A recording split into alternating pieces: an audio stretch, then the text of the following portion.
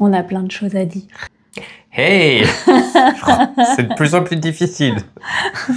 Bienvenue.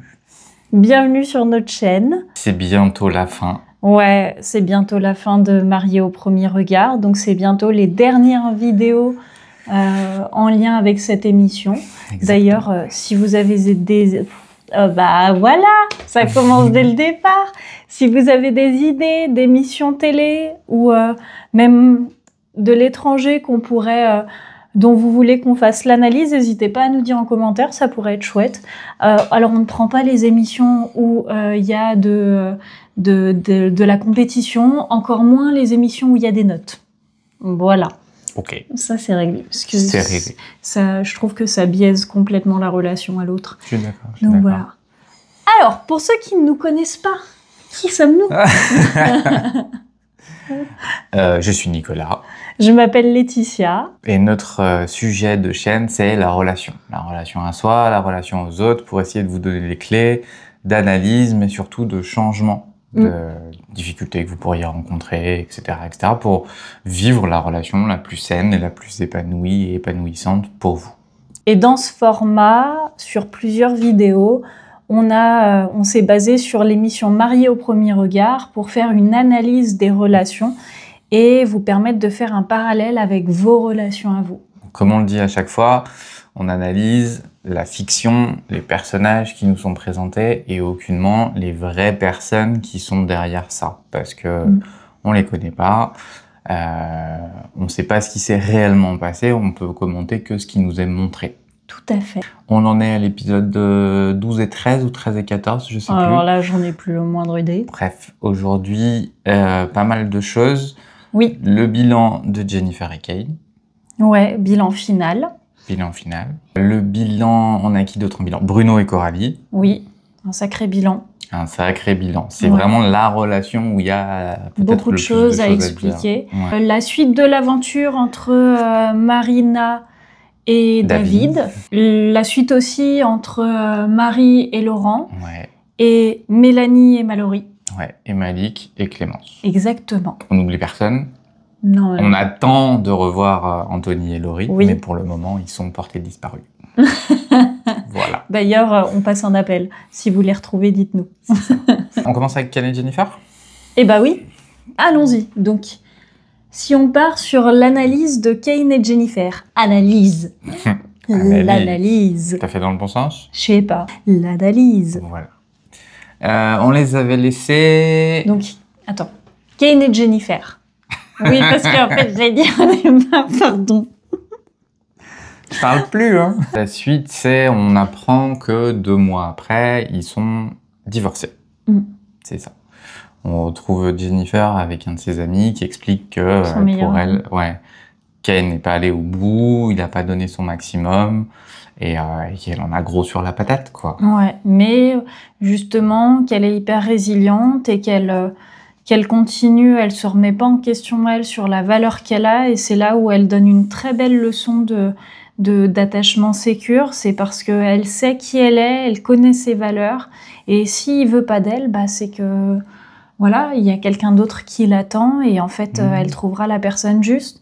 Après, comme elle l'explique dans ce passage, elle explique qu'en fait, à la suite du bilan, ils sont repartis ensemble et quelques temps après, en fait, il lui a redit qu'il souhaitait divorcer et qu'il avait plus ou moins accepté, dit oui à continuer à être marié avec elle parce qu'il y avait les caméras. Voilà, pour la protéger devant les caméras. C'est ça. C'est ça.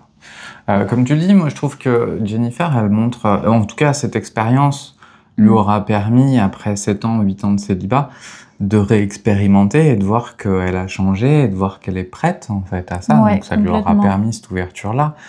Je suis surpris sans être surpris parce que ça respecte un peu ce qu'on a dit sur la dynamique anxieux-évitant, c'est-à-dire qu'un coup près, un coup loin, un coup près, un coup loin, là, la distance de ce divorce va peut-être permettre à Ken justement de se rendre compte et de se rapprocher. Moi, je garde espoir qu'ils se remettent ensemble. Alors, sur les critiques qu'on peut voir, notamment sur les dernières vidéos qu'on a fait, où les gens disent... ouais, mais il n'est pas intéressé, etc. Il n'en a rien à faire, il fait ça pour être connu. Sur le côté, il n'est pas intéressé. Pour moi, c'est bien plus compliqué que ça. Ouais. Sinon, c'est un peu facile. La phrase de quand on veut, on peut, c'est un peu facile. À ce que je sache, on n'est pas tous millionnaires. Pourtant, je pense qu'on voudrait tous être millionnaires. On n'a pas tous, enfin, on a des problèmes dans la vie. C'est pas qu'on le veut pas. Hein. C'est que il y a des choses qui arrivent, il y a des choses inconscientes parfois qui se jouent. Et je pense que dans leurs relations et dans les attachements, il y a justement ces inconsciences-là et cette peur de l'engagement ou cette peur de la proximité qui peut faire réagir leur couple. Et Jennifer, pour moi, est quelqu'un de très sécure, donc ne tombons pas dans le piège de lui dire « ouais, sauve-toi » ou « machin » ou truc. C'est leur relation, eux, ils la vivent de l'intérieur. Si elle est là, c'est qu'elle veut être là, quelque part. C'est ça. Donc, voilà, c'est juste une petite parenthèse. Ouais. Et c'est vrai que pour reparler un peu de ce qui a été mis en lumière à la suite de la conversation qu'ils ont eue après le bilan, Jennifer a expliqué, et ça c'est un truc que beaucoup d'évitants vont exprimer, il était au maximum de ce qu'il pouvait lui donner. Il faut toujours se rappeler qu'une personne évitante, elle fuit l'engagement, mais pas parce qu'elle ne veut pas s'engager, mais parce qu'elle a peur de souffrir. Il y a un mécanisme ancré qui est que si je m'engage, si je me mets en relation avec quelqu'un, je vais souffrir. C'est un fait, c'est une réalité. Être en couple avec quelqu'un, se mettre dans une relation, va forcément apporter de la souffrance parce que la vie, c'est aussi de la souffrance. Mais c'est pour ça qu'elle vaut le coup d'être vécue. S'il n'y avait pas de souffrance dans la vie, il n'y aurait pas la valeur des choses. On n'aurait pas conscience à quel point certains moments sont épanouissants et nous rendent pleinement heureux. Et pour les personnes évitantes, il y a des degrés en quelque sorte de tolérance à ce qu'ils peuvent supporter d'émotions, d'amour, parce que plus ils récupèrent de l'amour, plus ils sont inondés d'amour et plus ils ont peur que ça s'arrête et du coup ils vont stopper la relation avant de s'habituer à cet amour par peur de le perdre. Donc c'est un peu contre-productif, mais c'est un système de protection auquel beaucoup de personnes font face.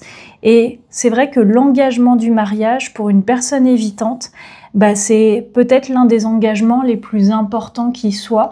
Et c'est ce qui peut expliquer son mécanisme de fuite et d'avoir dit à Jennifer « J'ai donné mon maximum, je peux pas te donner plus que ça ». C'est ce qui fait que ça rend cette dynamique de couple difficile. Hein, mais c'est ce qui fait aussi beaucoup évoluer les personnes individuellement. Et je crois que Jennifer, en restant hyper sécure, peut permettre à Kane, même si c'est pas son rôle d'être thérapeute, et elle le fait pas pour ça, elle le fait parce que ça lui apporte quelque chose aussi dans cette relation, peut les faire évoluer tous les deux. Mais c'est vrai que ça reste une dynamique relationnelle qui peut être éprouvante, quoi. Ouais.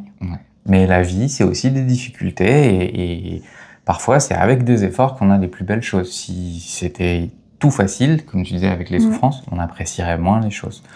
Donc, un peu déçu par le divorce, on s'y attendait peut-être pas jusque-là. Moi, j'aurais pas cru qu'il serait allé jusqu'au divorce. Mais avec toujours ce côté, je suis sûr qu'ils vont se remettre ensemble. Voilà. Bruno Coralie ? Alors, si on part sur... Attends. Bruno Coralie.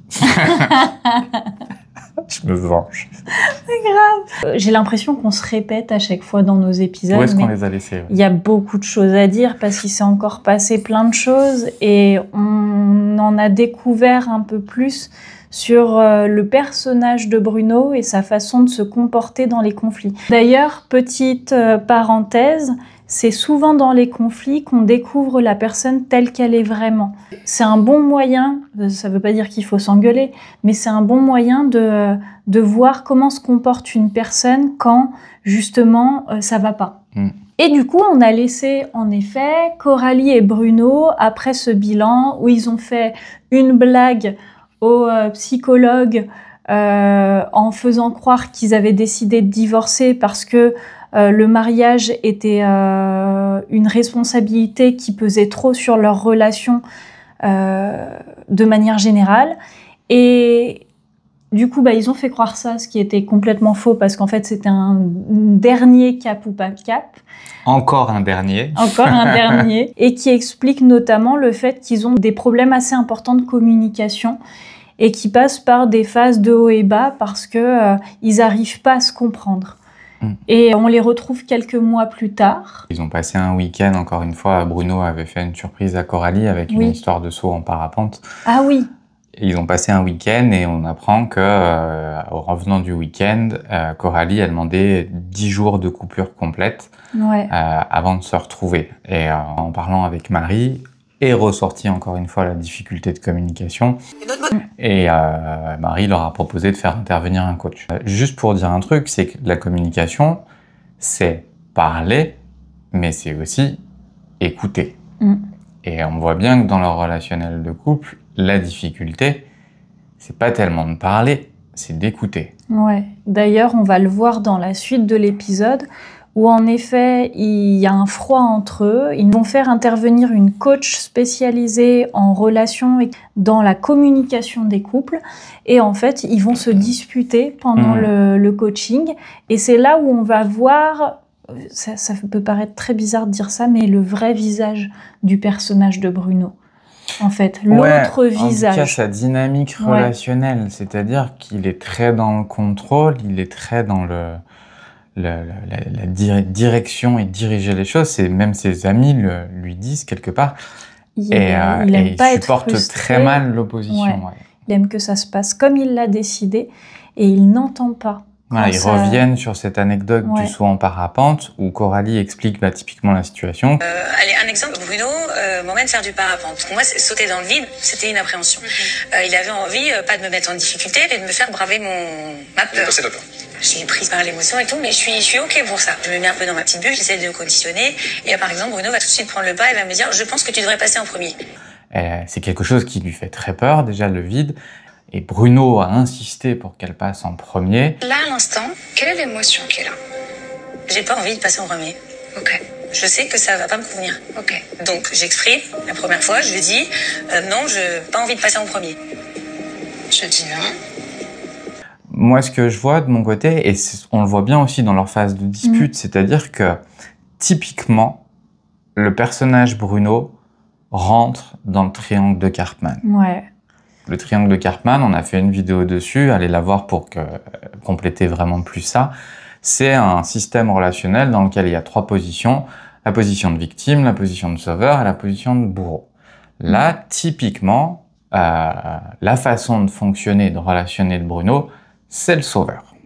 Ouais, mais il va chercher à sauver quelqu'un qui n'a rien demandé du tout et il va le sauver à sa manière. Donc elle te dit non, j'ai pas envie. Elle m'a dit non, j'ai pas envie. Okay. Mais c'est vrai que dans mon esprit, parce que si j'avais réagi à sa place, je pense que personnellement, j'aurais préféré passer avant de me poser trop de questions. Donc tu te mets en position de vouloir la protéger, c'est qu'est-ce qui se passe à l'intérieur. Ouais. Voilà. Et ça peut être très oppressant. D'ailleurs, elle va l'expliquer, Coralie, à quel point, en fait, c'est étouffant. Tu mets une pression, c'est fou la pression que tu mets tous les jours quand même, faut que tu l'avoues. On voit ce mécanisme-là s'activer. Et comment réagit un sauveur qui a voulu bien faire, mais à sa manière, sans écouter l'autre? C'est ça, comme l'autre, en fait, n'accepte pas cette position de victime et veut garder son lead et sa responsabilité, le sauveur qui n'arrive plus à rentrer dans cette position va rentrer dans une autre position qui est celle de la victime. Et toi, l'agressivité que tu remets? Oui, mais tu me parles mal, oui, mais t'es agressive, oui, mais tu machin, et donc il se place en victime. Et là, Coralie, du coup, se retrouve en position de bourreau. Elle n'a pas envie d'être à cette position de bourreau, donc encore une fois, elle résiste, et ça finit par clasher très fort. Ouais. Et Bruno joue un peu, alors c'est inconscient, et on le fait tous quelque part, ce triangle de Karpman, mais Bruno, à chaque fois, rentre dans le truc de sauveur, et s'il y a une opposition, il y a une réaction très forte. Tu me parles mal, moi je suis quelqu'un d'hypersensible, je suis quelqu'un de fragile, tu me le dis pas avec les formes.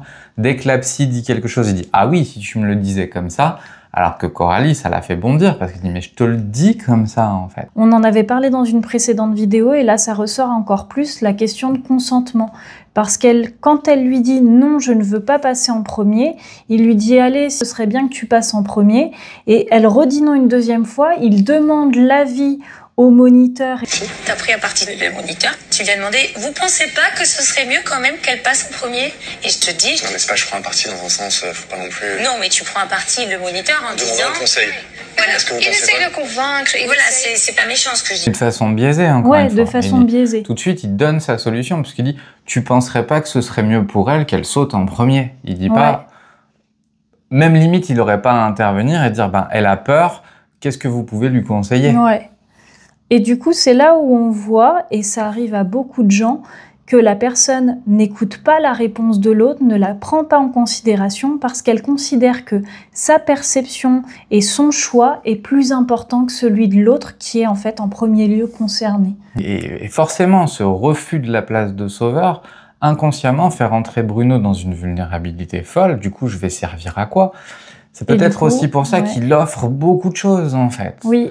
Et si, en effet, quand il offre, il n'y a pas de la gratitude, des remerciements, des effusions de t'es le meilleur, t'es machin, et que la personne lui dit merci, mais j'ai pas besoin de ça, ce que je veux c'est toi, comme a pu le faire Coralie à plusieurs reprises, là il va entrer dans une autre phase, il devient le bourreau qui pique. La victime, et qui va attaquer la personne et qui va lui faire des reproches alors que l'autre exprime juste ce qu'elle ressent sans rien reprocher à la personne. Il se place en victime. C'est pas méchant ce que je dis. Donc là, moi, je dis non, Bruno. Oui, non, mais c'est à ce moment-là où je te dis non, Bruno, que je te dis. Bon, vas-y, parle. Non, vas-y. Non, mais c'est le moment où je te dis non, Bruno, je n'irai pas. Même si le moniteur me dit que c'est mieux, je n'irai pas. Moi, je sais que j'irai pas en premier. Non, là, tu m'envoies chier si tu veux, clairement. C'est vraiment, il se place en victime. Mais l'autre devient le bourreau. C'est celle qui parle mal, qui est agressive, qui est... Ouais, c'est de ta faute, en gros. C'est de ta faute. Ouais. Même dans sa position relationnelle, ils ont des difficultés. La psy arrive, Coralie, on la voit arriver, son langage non verbal, pardon. Elle est en panique, on sent qu'elle est pas à l'aise. Elle est en hypervigilance, elle appréhende la prochaine crise, parce que forcément, elles viennent, ces crises. Ils le disent, ils arrivent à se disputer une à plusieurs fois par jour, en fait. Donc, elle attend un peu cette crise, donc on voit que tout son langage non verbal est en panique. La pro arrive, Bruno c'est « Ouais, ça va super !» Ouais, en fait, il fait encore prend pas la façade. mesure du truc, quoi. Non, pas du tout. Et même dans ses explications à lui, pour lui, il est persuadé à 100% qu'ils sont à 50-50 responsables et il n'arrive pas à voir que la part de responsabilité est plus importante de son côté parce qu'en fait... Il le voit pas, en fait, parce qu'il fuit ses vulnérabilités et ses défauts, entre guillemets, donc il le voit pas. Et il va se faire passer pour la personne qui a tout compris devant les coachs en disant « Oui, ah mais oui, c'est super et tout machin ». Et derrière, en fait, il refait exactement la même erreur. Moi, je suis d'accord avec lui sur le fait qu'ils ont une responsabilité à 50-50. Sauf que pour moi, cette responsabilité à 50-50, elle est « Est-ce que je reste dans la relation ou pas ?» Ils sont responsables tous les deux au même point de rester dans la relation, mais pas dans les comportements. Là, pour le coup, dans la façon de communiquer, de ce qu'on a pu voir, encore une fois, il a une grande part de responsabilité dans les conflits. Donc, et c'est pour ça que la psy l'invite à lui faire reconnaître ça. Est-ce que vous avez déjà dit que vous étiez désolé? Je sais pas. Il pose même la question à Coralie. Oui, mais peut-être non. Mais en fait, non, il s'est pas excusé. On voit qu'il le fait parce qu'on lui a demandé pour faire plaisir à la coach. Mais je suis pas convaincue qu'il le pense réellement et qu'en fait, il va en garder la leçon pour ne plus le reproduire derrière. Il y a vraiment ce côté aussi où il est enfermé dans son rôle. Je suis d'accord avec toi, je suis pas sûre qu'il en ait pris conscience réellement, en fait. Il l'observe quand on lui montre, il passe facilement au truc, mais il reproduit. C'est ça. Et à chaque fois, là, sur 2 ou 3 épisodes, c'est la dernière chance. Et même on voit Coralie qui, au tout départ de l'émission, a dit « Moi, je veux quelqu'un sur lequel me reposer, je veux plus être une maman ». Et là, qu'est-ce qui se passe? Exactement ce qui n'était pas, ce qu'elle ne voulait plus. Elle se retrouve à être la maman d'un enfant qui supporte pas la frustration, qui n'aime pas qu'on lui dise non et qui ne la considère pas correctement. D'ailleurs, il y a un conseil de la psy que moi que j'ai trouvé un petit peu limite, c'est sur le non justement où elle dit faut dire non en faisant un câlin. Non, ça je suis pas d'accord. Non. Non, ça doit suffire. Ce n'est pas à vous d'enrober votre non C'est à l'autre d'accepter le non. C'est ça. Et un non n'est pas un rejet de la personne. Un non, c'est non et c'est OK. Ouais. Et ça s'arrête là. Ouais, on n'a pas à enrober ce non. C'est à lui, quelque part, de prendre en charge la frustration, les émotions que ça lui génère pour rester en équipe dans cette relation. Et que ce n'est pas à l'autre dans le couple à s'adapter constamment en fonction du fait que l'autre est incapable de gérer ses émotions. Dans une relation, devoir marcher sur des œufs quand on est avec quelqu'un, c'est insupportable et c'est angoissant et étouffant à souhait. Il n'y a rien de sain et c'est anti-relation. Ouais. Il n'y a rien de sain du tout. Si vous marchez sur des œufs dans votre relation parce que vous avez peur de la réaction excessive de l'autre, c'est qu'il y a un problème. Oui, c'est qu'il y a un souci. À l'extrême, le non qu'il faudrait enrober d'un câlin pour que l'autre l'accepte, je vais aller très loin à l'extrême et dans la caricature, c'est comme à ces femmes violées à qui on demande ce qu'elles portaient comme tenue. Ouais, voilà. La façon de faire, elle est en aucun lien pour moi sur le fait que celui qui doit accepter le non, c'est non. Point. C'est ça. Même elle lui dit, ça va parfois très loin, hein, et je compare justement ces violences un peu de façon extrême, mais c'est déjà ça en fait. Quand elle lui dit au téléphone, je suis au travail, j'ai besoin qu'on coupe cette conversation, et que c'est non, je vais encore te dire quelque chose, non, je vais encore quelque chose. Ben, on est dans ce forçage-là. En fait. C'est ça. On est dans cette imposition de moi, j'ai décidé que j'avais encore des choses à dire et à faire et je te laisse pas le choix. Ben, c'est encore une question de consentement. Jusqu'à ce qu'elle pleure. Il lui met pas des baffes dans la gueule. Mais pour moi, c'est déjà ça, en fait. C'est pire que des baffes dans la gueule, en fait. Ça se voit pas. C'est de la violence psychologique. Ouais, ça et se voit pas. C'est horrible et ça peut détruire quelqu'un. C'est ça. Ça peut vraiment détruire quelqu'un. Donc, et c'est souvent ceux qui sont du bon côté de la barrière, pour le coup, ben un peu le côté image prince charmant. Mais non, je suis un mec bien, je suis pas un salaud. Et ce n'est pas un salaud. Et c'est un mec bien, j'en suis persuadé. Mais les comportements, il faut accepter qu'on peut avoir des comportements toxiques pour les changer, en fait. C'est ça. Si on cherche tout le temps à se rassurer, ça va donner un peu, on va faire une vidéo spéciale là-dessus, sur les critiques qu'on peut lire parfois sur les vidéos. Les gens qui vont être très critiques et très violents dans leurs critiques, justement. Ouais. Par exemple, on en parlera sur Marina, mais qui vont critiquer Marina en disant « Ouais, mais en plus elle est moche, elle fait la diva, elle vient pour être vue, etc. » Pour moi, c'est des gens qui parlent de leur besoin de reconnaissance. Ouais. Eux ont besoin d'être reconnus, donc ils vont critiquer et projeter sur Marina, elle est là pour être vue. Tu vois, il y a une forme de jalousie, etc. Donc les critiques extrêmes, ben c'est un peu ça. Je pense que c'est ces vulnérabilités qu'on n'admet pas chez nous. Oui, et puis c'est important aussi de se rappeler que quand une relation qui a débuté depuis peu commence déjà à être conflictuelle dans ces extrêmes-là plusieurs fois par jour, alors que c'est censé, les premiers mois, la première année d'une relation, c'est censé être une lune de miel. Tout se passe bien, c'est beau, c'est merveilleux, machin. Et petit à petit, voilà, ça fluctue. Mais si dès le départ d'une relation, il y a déjà des problèmes, il y a déjà le fait de marcher sur des œufs, de devoir faire attention à ce qu'on dit pour pas blesser pour pas activer l'autre qui sait pas gérer ses émotions, faut pas s'attendre à ce que ça s'arrange en fait après, parce que ça devrait pas se passer comme ça dès le début d'une relation. Une relation saine et épanouissante pour deux personnes devrait déjà l'être dès le départ. Si ça l'est pas au départ, c'est qu'il y a du taf. Mais c'est là pour ça que c'est bien quelque part de pas tout jeter tout de suite et d'entamer un travail de thérapie de couple, mais aussi un travail individuel. C'est hyper important. De prise de conscience, ne serait-ce que de prise de conscience. Si on devait faire un pronostic là-dessus? Ils ont pris conscience de leur fonctionnement et ils vont faire plus attention. Et on voit que Coralie repart avec cet espoir de enfin, il y a des choses qui vont bouger. Je vais être un peu dure, mais j'y crois pas. En tout cas, je crois fortement au fait, parce que ça se voit, même dans son langage non verbal, comme tu le disais, dans ses propos, que Coralie a vraiment envie que ça marche et qu'en fait, elle est déçue à chaque fois parce qu'elle a toujours l'espoir que ça fonctionne. Donc, elle a envie que ça marche. Je dis pas que Bruno en a pas envie, mais c'est encore une démarche différente. Et qu'en fait, Pour moi, la relation va pas durer, va pas tenir. Pour moi, jusqu'à même, en tout cas de tout ce qu'on a vu, peut-être qu'il y a des choses en off qui se passent, mais de tout ce qu'on a vu, pour moi, le personnage Bruno n'a pas encore pris la mesure des choses. C'est ça. Il n'a pas encore réalisé. Et peut-être que l'émission, et ce qu'on disait les dernières fois, les critiques très fortes qu'il a reçues lui ont mis en pleine gueule, lui ont peut-être fait prendre conscience de certaines choses, et je crois savoir qu'il a entamé un travail.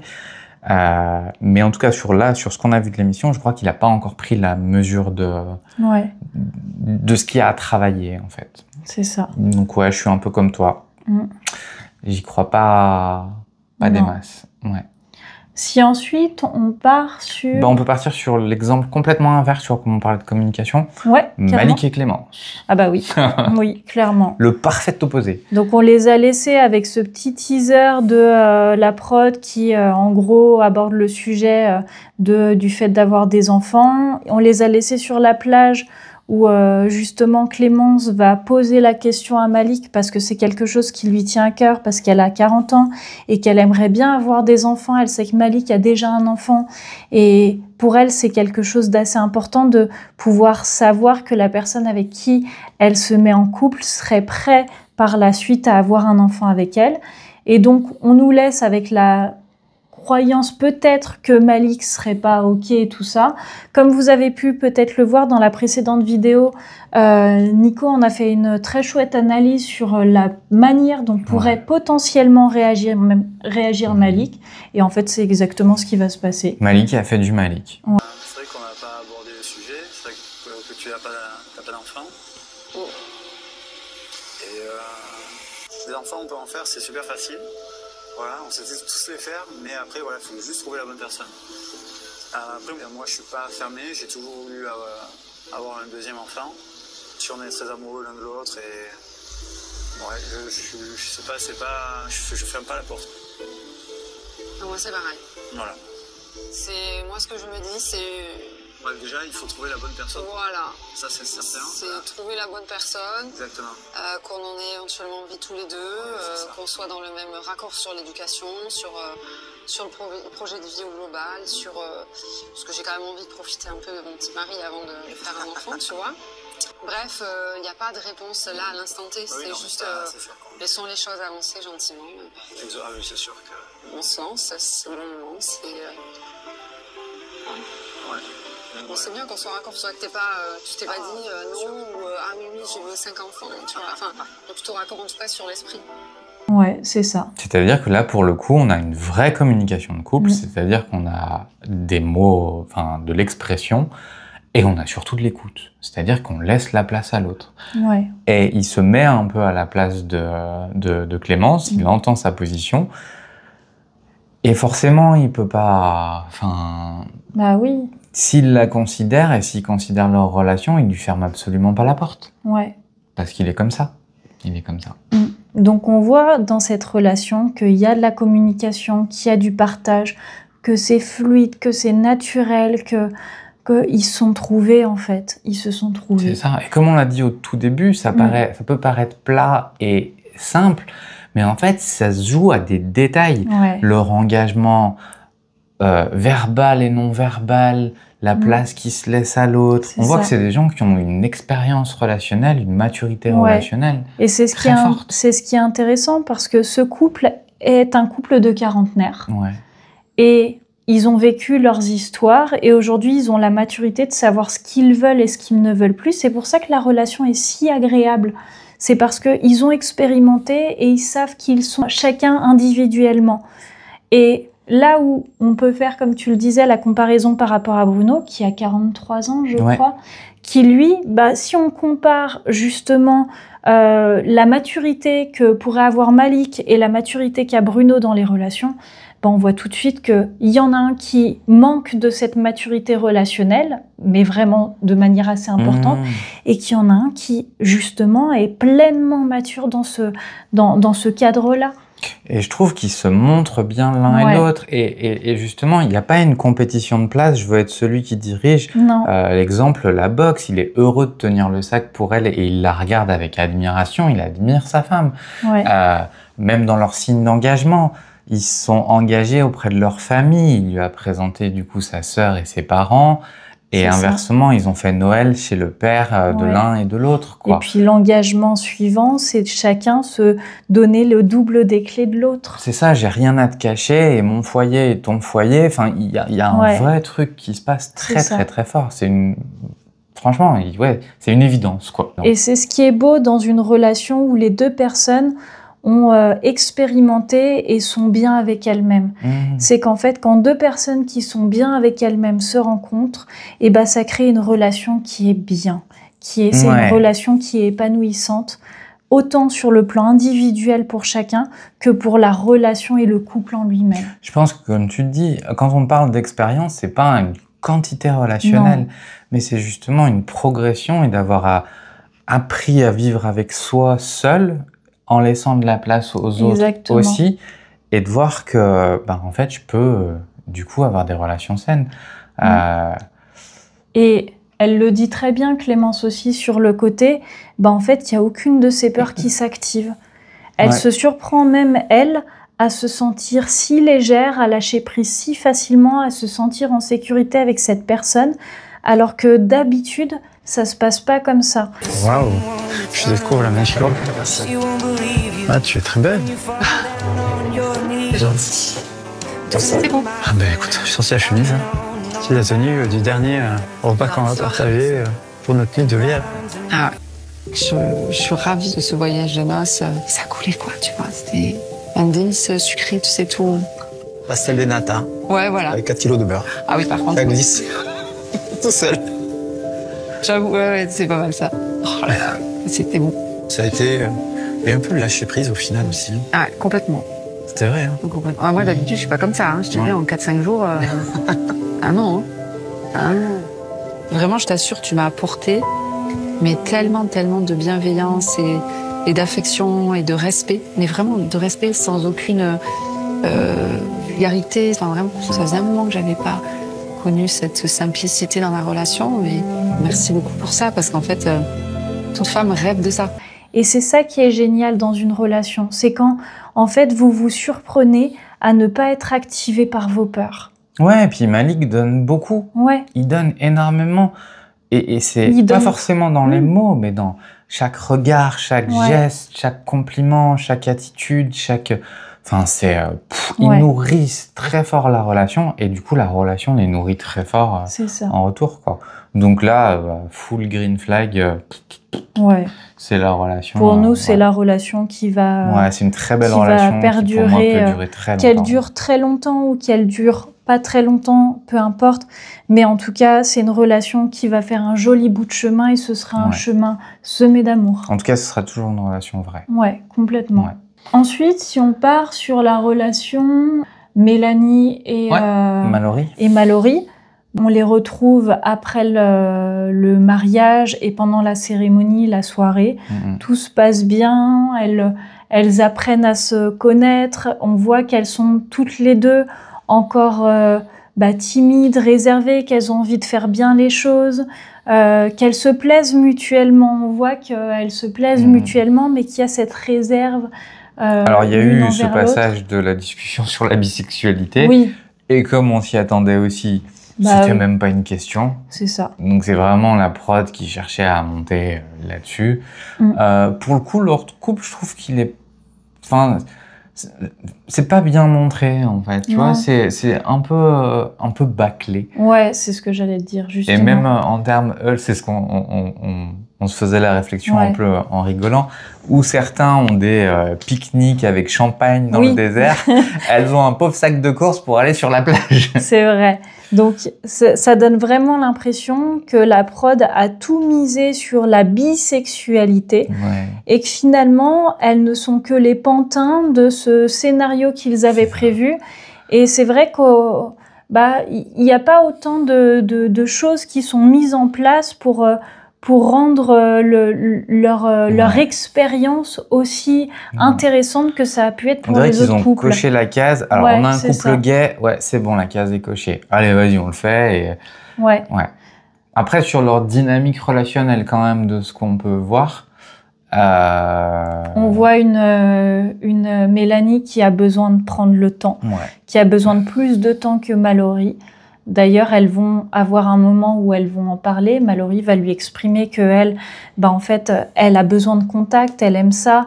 C'est ce qui lui fait se sentir en confiance, parce que on découvre d'ailleurs, et c'est ça qui moi met aussi le côté de, ils ont un peu bâclé les choses, c'est que c'est à partir de là qu'on a aussi découvert que Mallory était pas à l'aise dans son corps, que elle avait été harcelée quand elle était jeune, qu'il y avait des choses qui faisaient qu'elle n'avait pas totalement confiance en elle. On le découvre que là. Alors que sur d'autres personnes, d'autres personnages, on a découvert ces mécanismes, ces choses-là, dès le départ dans la présentation. Et c'est vrai que Mallory qui faisait très sécure, là, dans l'affectif, on voit une petite pointe d'anxiété et de besoin de réassurance très fort qui peut surgir. Et en face, je pense qu'on a une Mélanie qui est aussi une anxieuse et qui est une anxieuse qui réagit un peu en freinant parce qu'elle sait que si elle s'engage, elle va s'engager très fort et qui du coup a envie de bien faire en fait. Et prend le temps. Et Mallory entend et est prête à s'adapter au temps dont Mélanie a besoin. Donc c'est là aussi où on voit, comme tu le disais, qu'il y a une jolie dynamique, que elle rigole beaucoup se plaisent, ensemble, qu'elles déconnent ensemble. Si on voit qu'on commence à être aigri, à un moment donné, voilà. Moi, si j'ai pas trop dormi et que j'ai un petit peu faim, si je deviens un peu aigrie, c'est pas contre toi, c'est contre moi. On en parle justement de la douche froide. Moi, je l'ai fait laisser couler. Saunage. Tu t'es fait un gommage en arrivant. T'es sûr qu'il n'y avait pas d'eau chaude? Je sortais de la salle de bain avec tout le... Tu sais, mon manteau plein de fumée qui sortait comme ça. Je me disais, t'es sûre, Mallory, t'avais pas d'eau chaude? Ça t'a suivi jusqu'au lit, quoi. Elle a beaucoup d'humour et ça, c'est trop bien. C'est génial, parce que moi, j'en ai beaucoup aussi et c'est ultra important pour moi de rire avec sa moitié. Tu m'aurais vu dans la baignoire, j'étais allongée, je faisais...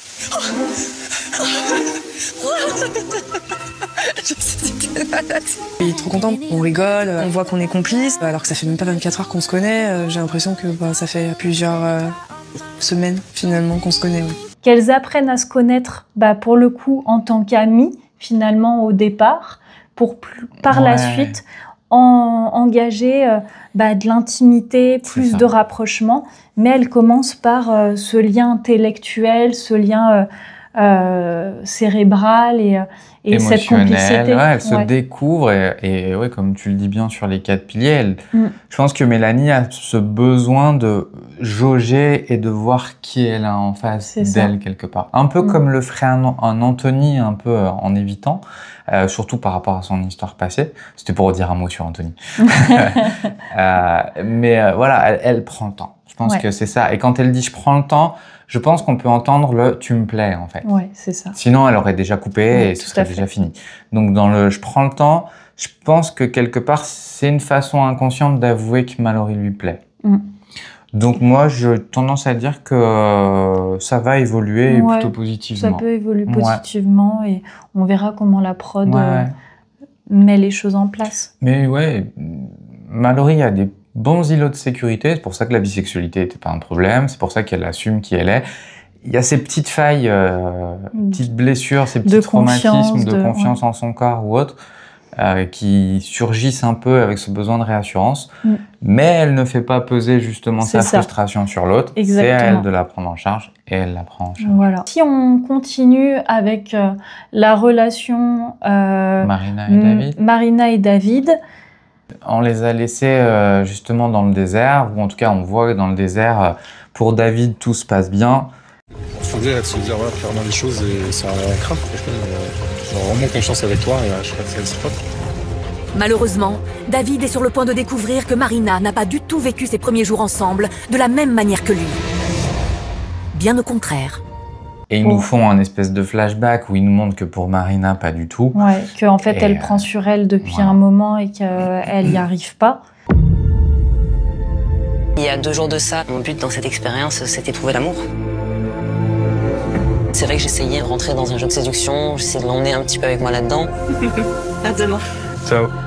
Physiquement, c'est pas mon style, mais après, je me suis dit, bon, c'est pas grave, j'ai dit que j'allais aller au-delà de tout ça, puis peut-être que ça viendra plus tard. Au début, on est mariés, mais on apprend quand même à se connaître.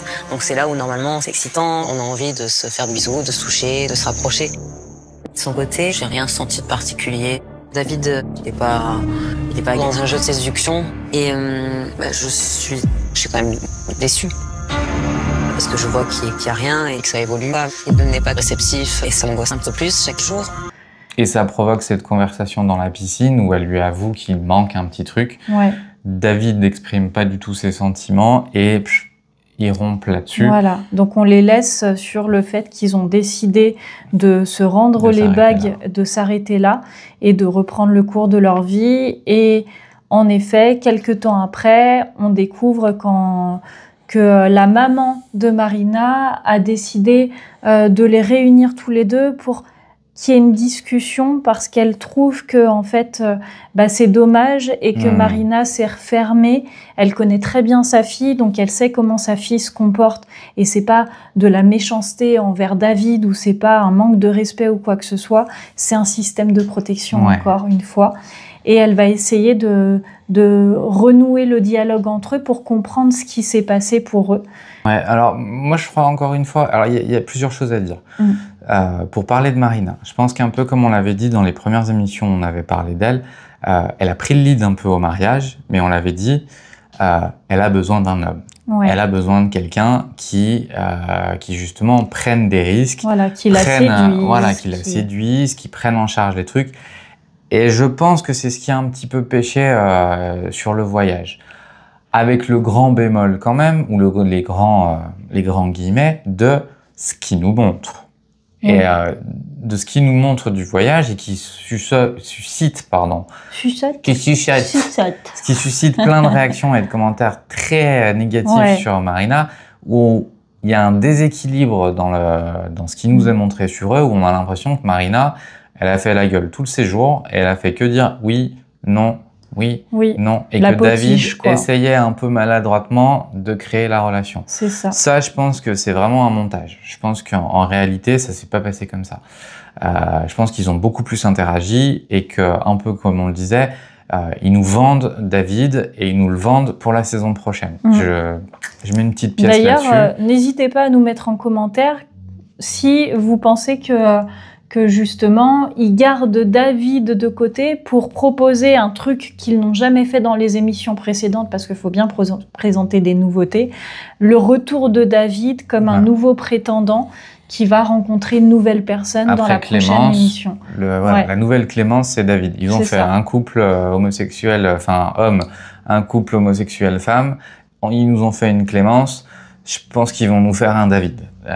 Je mets une pièce. Donc n'hésitez pas à nous dire en commentaire si vous êtes d'accord ou pas. Donc il y a ce côté-là. Je pense que dans le fond, Marina avait besoin de quelqu'un qui la prenne en charge. Ouais, un leader, quoi. Ouais, c'est ça. Ouais. Et David est plutôt dans oui, il est très gentil, il lui demande toujours le consentement, il est pas dans le, il va pas prendre. Il est très doux. Oui, il est très doux. Il va plutôt être dans l'accompagnement, mais il va pas être dans la prise de décision, dans le lead. Et dans ce qu'on disait sur les énergies la dernière fois pour Mallory et Mélanie, là pour le coup, David est très dans une énergie féminine, de passivité, d'enveloppement, de réassurance.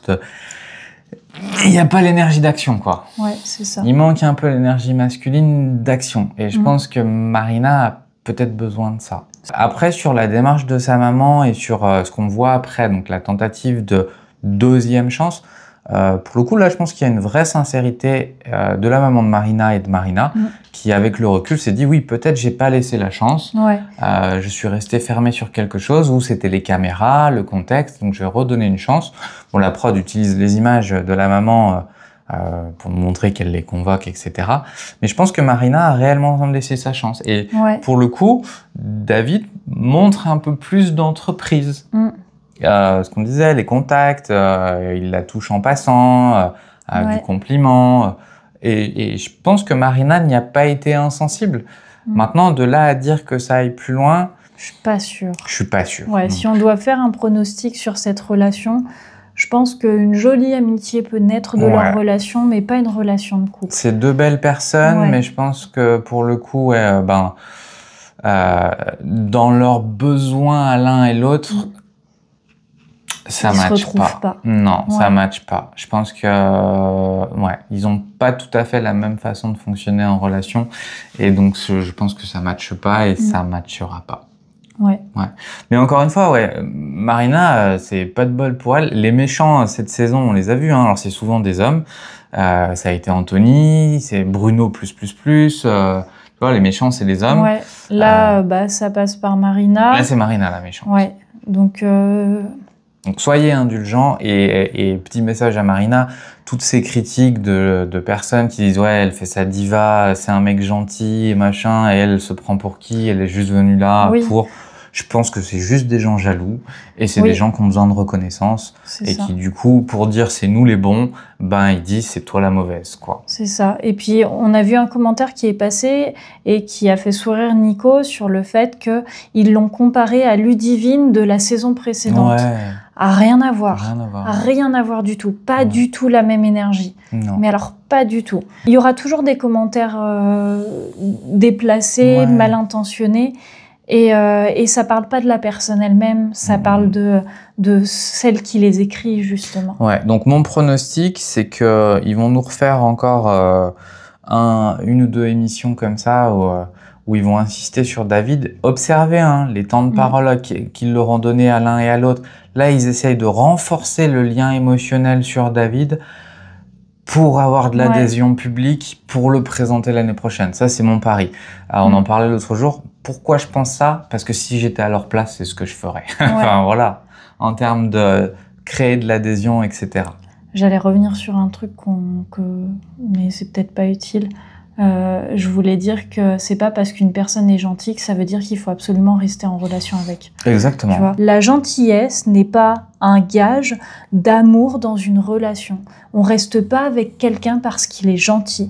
On reste parce qu'on l'aime. On reste parce que il y a autre chose que la gentillesse. La gentillesse n'est pas un gage d'amour. Souvent, c'est même pire que ça. C'est il n'est pas méchant. C'est même pas il est gentil, c'est il n'est pas méchant. Oui, on reste pas avec quelqu'un parce qu'il est gentil. Si vous restez, c'est parce que vous l'aimez, parce que vous en avez envie, parce que machin. Pas parce qu'il n'est pas méchant. Parce que...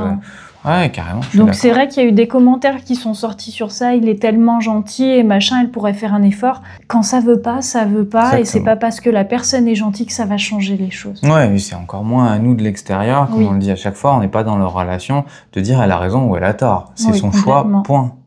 Il n'y a même pas à justifier. La dernière? À la relation de Marie et Laurent. Marie et Laurent. Marie et Laurent. Donc, on a dit qu'ils basaient toutes leurs relations sur la circonstance physique. Exactement, et ça se valide à chaque fois parce que... Ils les emmènent à fesses. Ils leur donnent des cartes pour parler de fesses. Sexualité. Ouais, c'est vrai que c'est ou une vérité, ou une action... Non, ou le passé ou la sexualité. C'est pas action ou sexualité? Non, c'est passé ou sexualité. Ou le passé ou la sexualité. Ils ont pas fait ça avec les autres couples, et avec ce couple-là, on voit à quel point ils misent tout sur le physique, sur la sexualité, sur l'intimité. On voit que ça. D'ailleurs, les questions qu'ils nous montrent, je crois qu'ils nous montrent une question de passé et que des questions de sexualité. Marie, en fait, parle de son passé. Et d'ailleurs, Laurent dit, elle ose le faire. Elle a beaucoup, j'ai beaucoup d'admiration pour ça parce que moi, j'ose pas. Donc, on reste sur cette relation-là, qui est pour moi, physique et circonstancielle. C'est un amour de vacances. Ouais. Et du coup, ils repartent plus amoureux que jamais sur cette passion qu'ils sont en train de vivre parce qu'ils sont vraiment dans la passion. Ouais. Et le retour fait qu'ils sont éloignés parce que l'un habite à Toulon et l'autre habite à Toulouse. Et on a calculé, on a regardé combien de temps ça fait parce qu'on se rendait pas compte. Il y en a pour 5 heures de route. C'est ça, entre 5 et 6 heures. Donc encore une fois, quand on veut, on peut. Là, pareil, la production, en termes de circonstances pour que ça marche, elle favorise quand même pas la relation, quoi. Oui, non. Et de dire quand on veut, on peut, c'est ce qu'on disait, on l'a dit dans la première, c'est bizarre, c'est deux mondes séparés. Lui a 3 enfants, elle a pas d'enfants. Enfin, ils sont à 500 bornes l'un de l'autre. Donc c'est vraiment le côté circonstanciel, quoi. Ouais. Et en effet, ils vont passer les fêtes de Noël, ou en tout cas, Laurent va venir passer Noël avec Marie et sa famille. Ça va très bien se passer. Et puis, on voit qu'ils sont toujours aussi passionnés l'un de l'autre. Là, il n'y a pas... leur langage corporel parle pour eux. Et l'émission s'arrête, l'épisode s'arrête sur un énorme froid et une distance immense qui s'est mis entre eux, où on voit que Laurent prépare ses bagages alors qu'il devait rester tout le week-end et qu'en fait, il va partir plus tôt que prévu. Sans se dire un mot. Sans se dire un mot. Ouais. Notre analyse. Moi, je crois que Marie a quand même activé son hyper-anxiété et son besoin de réassurance. Elle le montre déjà au Maroc. Quand elle demande « et ça te gêne pas que je fasse ça et que machin, et j'ai besoin d'eux, est-ce que ça te gêne pas ?» Enfin, elle a besoin de confirmation plus. Un peu comme on l'avait dit avec Bruno, elle engage très vite sa famille pour quelque part engager l'autre. Et de l'autre côté, on a quelqu'un qui n'était pas vraiment engagé. On l'a dit justement dans le fait de ne pas avoir parlé à ses enfants.